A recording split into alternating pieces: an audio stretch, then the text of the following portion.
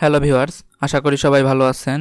আজকের এই ভিডিওতে আমি আপনাদের সাথে জাভা প্রোগ্রামিংয়ে কনক্যাটিনেশন বিষয়টি নিয়ে আলোচনা করব। কনক্যাটিনেশন অর্থ হচ্ছে একটি ডাটা এর সাথে অন্য একটি ডাটা যুক্ত করা অথবা ব্যবহার করা। জাভায় কনক্যাটিনেশনের জন্য প্লাস চিহ্ন ব্যবহার করা হয়। চলুন আমরা উদাহরণের সাহায্যে বিষয়টি দেখি।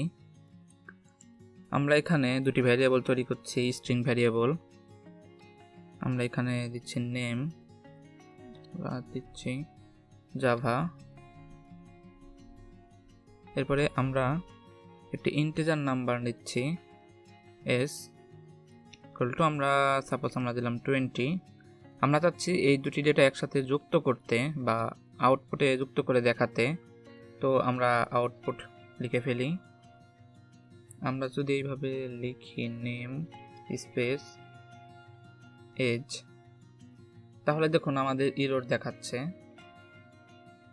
আমাদের এই ক্ষেত্রে একটা প্লাস চিহ্ন দিয়ে দিতে হবে, এতে আমাদের নেম ডেটার সাথে এজ ডেটা যুক্ত হবে এবং আউটপুটে দেখাবে।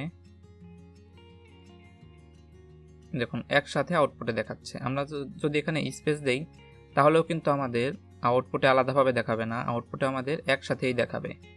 তো মনে করেন আমরা একটি সুন্দর স্ট্রিং সাজাবো, যেখানে দেব হচ্ছে নেম ইজ 20 years old অথবা এরকম কিছু। তো আমরা এখানে নেম, এই নেমটা নেবে হচ্ছে আমাদের ভ্যারিয়েবল থেকে নেম। এরপরে ইজ তো আমাদের কোথাও নাই, ইজ আমাদের স্ট্রিং হিসেবে দিতে হবে, নেম ইজ। এরপরে আমাদের আবার স্ট্রিং কনক্যাটিনেশন করতে হবে। আমরা যখনই কোনো ভ্যারিয়েবলের সাথে কোনো স্ট্রিং এইভাবে কনক্যাটিনেশন করতে চাবো, তখন আমাদের প্লাস অপারেটর ব্যবহার করতে হবে, প্লাস চিহ্ন দিতে হবে। 20, এখানে আমাদের বাকিটুকু লিখে দিই।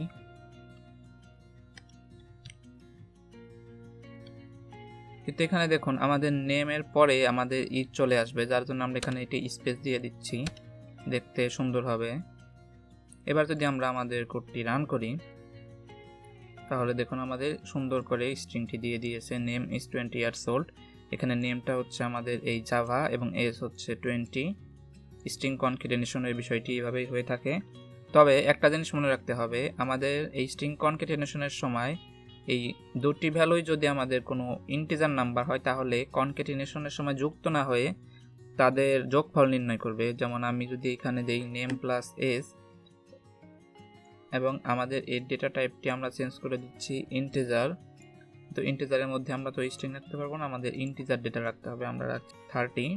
এখন যদি আমরা এটি রান করি, তাহলে এখানে স্ট্রিং কনক্যাটিনেশন না হয়ে এখানে এর যোগফল নির্ণয় করবে। কনক্যাটিনেশনের সময় অবশ্যই মান দুটোকে স্ট্রিং হতে হবে, বা একটি স্ট্রিং অপরটি অন্য যে কোনো মান হতে পারে।